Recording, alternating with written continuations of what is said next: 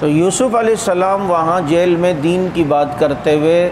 توحید کا درس کتنے آسان الفاظ میں سمجھا رہے ہیں۔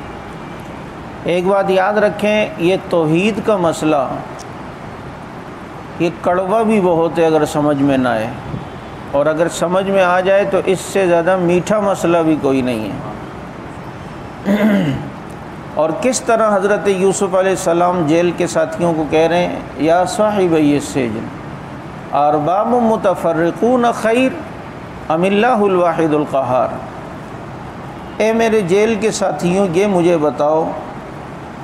کہ الگ الگ معبودوں کو پکارنا اور ان کی عبادت کرنا ٹھیک ہے یا ایک اللہ کی عبادت کرنا ٹھیک ہے؟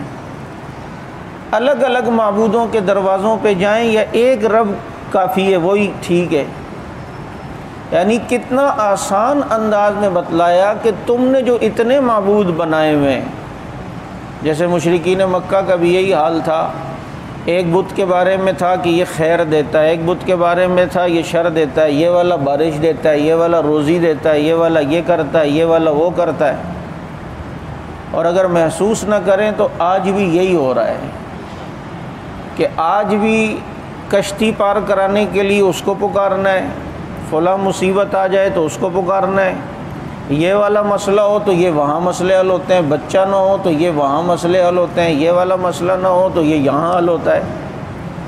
تو بھائی اتنے ساروں کو معبود اور مسجود اور مشکل کشا بنانے سے بہتر نہیں ہے کہ ایک ہی در کو پکڑ لیا جائے جہاں سے سارے مسئلے حل ہوتے ہیں۔ یہی پیارا انداز شیخ عبد القادر جیلانی رحمۃ اللہ علیہ نے بیان کیا اور فرمایا، یا طالب الاشیاء من غیرہ ما انت عاقل هل شیء لیس هو فی خزائن اللہ، اللہ کے علاوہ دوسروں سے مانگنے والے کیا کوئی ایسی چیز بھی ہے جو اللہ کے خزانے میں نہیں ہے تو دوسروں سے مانگ رہا ہے؟ جب سب کچھ اس کے در سے ملتا ہے تو پھر اسی کے آگے سجدہ کیا جائے۔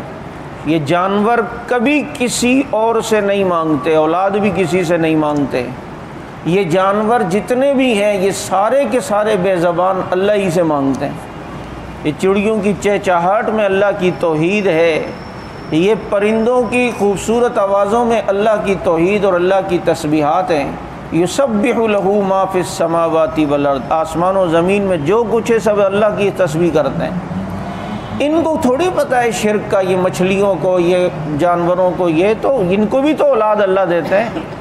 ان کی بھی تو مشکلیں حل ہوتی ہیں، یہ بھی تو بیمار ہوتے ہیں ٹھیک ہوتے ہیں، یہ کس دروازے پہ جاتے ہیں؟ پھر آج ہم اگر جن کو خدا نہ خواستہ اللہ کو چھوڑ کر پکار رہے ہوں وہ ہماری آواز یہاں سے سنتے ہیں، چلو سنتے بھی اگر مثال کے طور پہ فرض کرو تو بھائی ان کو تو دنیا میں ایک دو زبانیں آتی تھیں، یہاں تو ہر زبان والا اپنی زبان میں پکار رہا ہے، تو یہ وہاں زبانیں کیسے سمجھنے لگ گئے؟ اور پھر دوسری بات یہ ہے کہ ایک بے زبان کیسے پکارے گا؟ ایک بے زبان، ایک گونگا آدمی ہے، اس کو کوئی مسئلہ پیش آ گیا،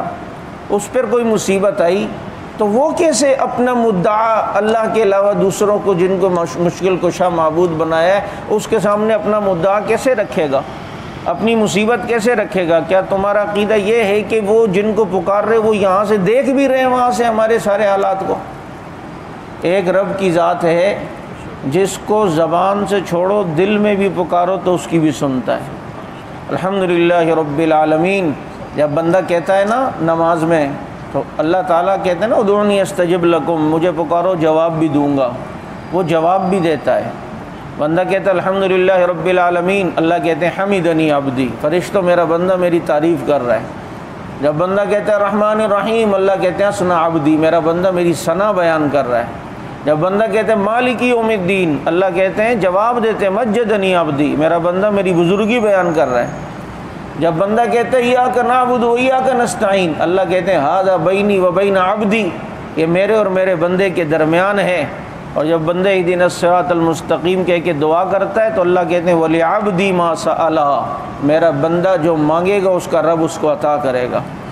جو سوال کرو گے دوں گا۔ تو یہ سب کو سننے والی ذات اللہ تعالیٰ کی ہے، پتھروں کے اندر کیڑوں کو کھلانے والا اللہ ہے۔ موسیٰ علیہ السلام کو ہجرت کا کہا تو دل میں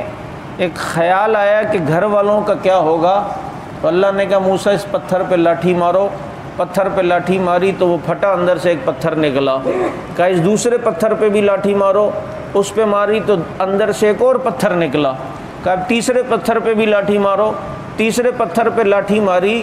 تو تیسرا پتھر جب پھٹا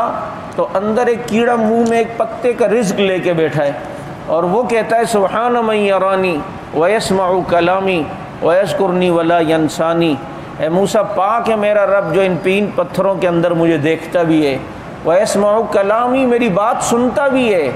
اور ویذکرنی ولا ینسانی مجھے ہمیشہ یاد رکھتا ہے، مجھے کبھی بھولتا بھی نہیں ہے۔ یہ اللہ تعالیٰ جو ہے وہ ایسے سننے والی ذات ہیں، اس لیے حضرت یوسف علیہ السلام نے کتنے پیارے اسلوب کے ساتھ بتایا کہ یا صاحب السجن ارباب متفرقون خیر، اتنے ساروں کو معبود بنانا، پکارنا، ان کو مشکل کشا سمجھنا یہ ٹھیک ہے، ام اللہ الواحد القہار، یا ایک زبردست رب کو پکارنا وہ زیادہ بہتر ہے۔ اب تم ہی بتاؤ کہ ایک اکیلا جو زبردست اللہ ہے اس کو پکارنا ٹھیک ہے، اتنے متفرقوں کو پکارنا ٹھیک ہے؟